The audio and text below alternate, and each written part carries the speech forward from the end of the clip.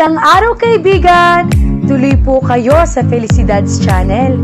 Sa mga kwento ng buhay at pag-ibig na hinalukay sa natatagong baul ni Felicidad. Pero bago po tayo magpatuloy, huwag niyo pong kalilimutan na i-like ang video, i-subscribe ang channel, at i-click ang notification bell para lagi kayong updated sa mga parating pa na upload.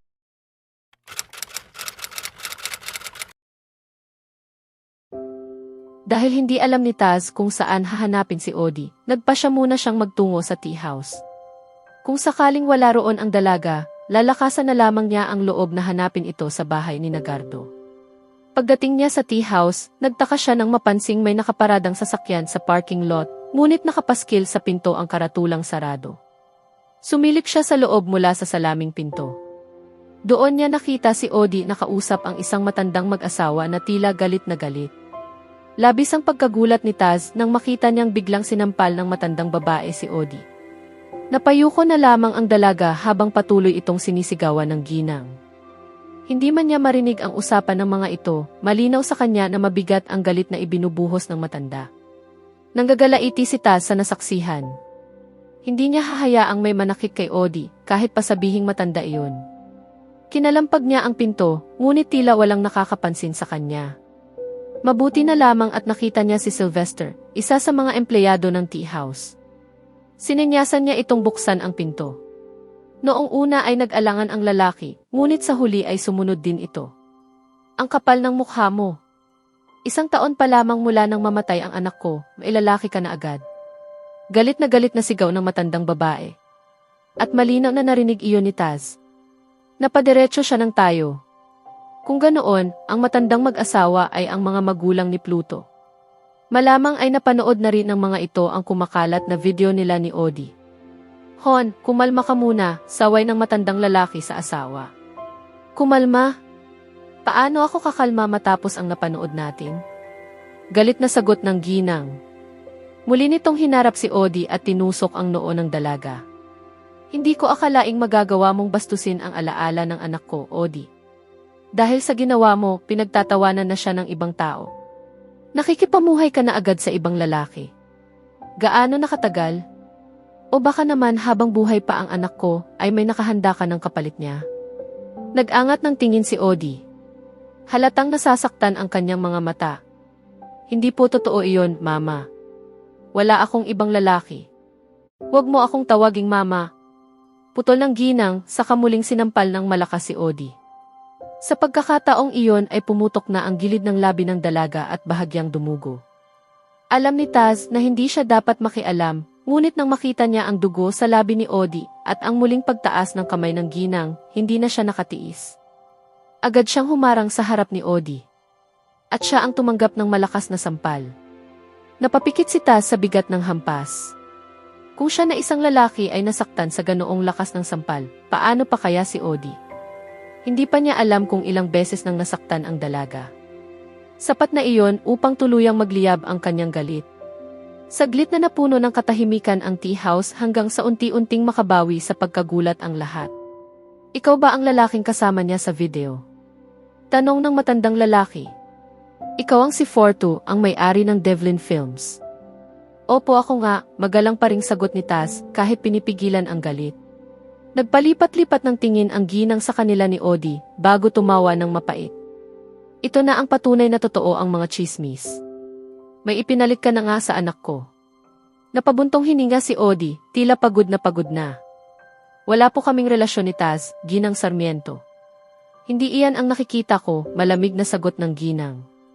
Mukhang masayang-masaya ka na sa buhay mo ngayon at nakalimutan mo nang magluksa para sa anak ko. Kasalanan po ba na maging masaya si Odie? Hindi napigilang tanong ni Taz. Taz, saway ni Odie. Namula ang mukha ng ginang sa galit. Ano ang sinabi mo? Sa lahat ng paggalang po, naniniwala akong karapat-dapat maging masaya si Odie, mariing sagot ni Taz habang kuyom ang mga kamao. Nakikiramay po ako sa pagkawala ni Pluto. Ngunit sana po ay huwag ninyong ipagkait kay Odie ang karapatan niyang magpatuloy sa buhay. Hindi po nangangahulugang habang buhay siyang magluluksa dahil lamang wala na si Pluto. Halos manginig ang ginang sa galit. Hindi ako papayag na gamitin ang pangalan ng anak ko sa anumang pelikulang gagawin ng kumpanya mo. Tandaan mo iyan. Hon, tama na.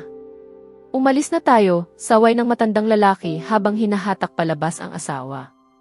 Pagkaalis ng mag-asawa ay agad na nilapitan ni Taz si Odie. Marahan niyang hinawakan ang mukha ng dalaga. Napamura siya sa isip nang makita ang namamagang pisngi nito at ang sugat sa labi. Gamutin natin yung sugat mo, sabi niya. Ngunit dahan-dahang inalis ni Odie ang kanyang mga kamay at tumakbo paakyat sa ikalawang palapag. Odie. Sir, tawag ni Sylvester at iniabot ang hawak na cold compress. Makakatulong ito. Salamat, taos-pusong sagot ni Taz bago sinundan si Odie sa itaas. Bukas ang pinto ng kwarto nito. Nakita niyang nakaupo si Odie sa may bintana, yakap ang mga tuhod. Odie, gagamutin ko ang sugat mo. Bakit ka ba nagpunta rito, Taz? Tanong nito. Hindi galit ang tono, ngunit puno ng hinanakit. Nag-aalala ako sa iyo. Napanood mo na ang video? Oo, napanood ko. Saan galing iyon? Hindi ko rin alam. Pero pangako ko, aalamin ko kung sino ang gumawa niyon at pananagutin ko siya. Para saan pa? Mapait na sagot ni Odie. Tapos na ang pinsalang nagawa. Parang tinusok ang dibdib ni Taz. Paumanhin. Nagulat si Odie. Bakit ka humihingi ng paumanhin? Hindi mo kasalanan ito. Ako ang may kasalanan. Masyado akong naging komportable sa iyo. Hindi sana ako tumira sa kondo mo kasama ang kambal. Hindi nagustuhan ni Taz ang sinabi niya. Walang may kasalanan dito, sagot niya. Tumahimik si Odie at tumingin sa labas ng bintana. Parang bumabalik na naman ito sa dati nitong malayong tingin. Natakot si Taz. Parang unti-unti na namang nawawala si Odie sa kanya. Umupo siya sa tabi nito at marahang pinihit ang mukha ng dalaga. Inilapat niya ang cold compress sa namamaganitong pisngi. Napapiksi si Odie. Tiisin mo muna. Tinitigan siya ng dalaga. At biglang pumatak ang mga luha nito. Masakit ba? Nag-aalalang tanong niya. Tumango si Odie. Mahigit 7 taon kaming magkasama ni Pluto. Bahagi ako ng pamilya nila sa loob ng panahong iyon. Hindi ko maintindihan kung bakit naisip ni Mama na magagawa ko iyon sa kanya. Na magkakaroon ako ng ibang lalaki habang buhay pa ang nobyo ko. Ganito ba kababaw ang tingin nila sa akin matapos ang napakahabang panahon? Muling nakaramdam ng guilt si Taz. Marahil ay nasasaktan din siya. Kapag nasasaktan ang isang tao, minsan ay hindi na siya nakakapag-isip ng maayos.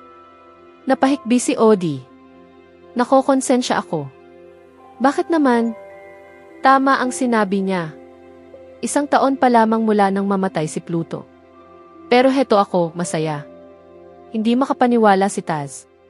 Huwag kang makonsensya dahil lang sa masaya ka ngayon, Odie. Karapat-dapat kang maging masaya. Yumiling si Odie.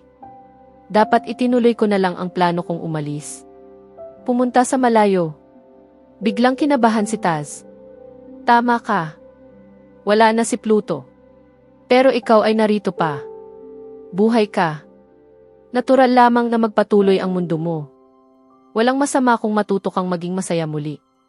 Ngunit tila hindi siya naririnig ni Odie.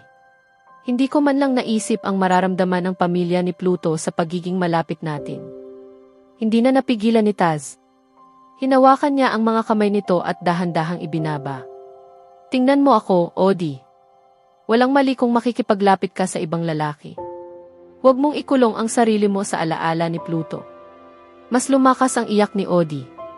Nagugilty ako, Taz. 1 taon pa lang. Pero hindi ko mapigilang maging masaya kapag kasama kita. Gusto kong nandyan ka sa tabi ko. Pero mali ito. Nagulat si Taz. May puwang pala siya sa puso ng dalaga.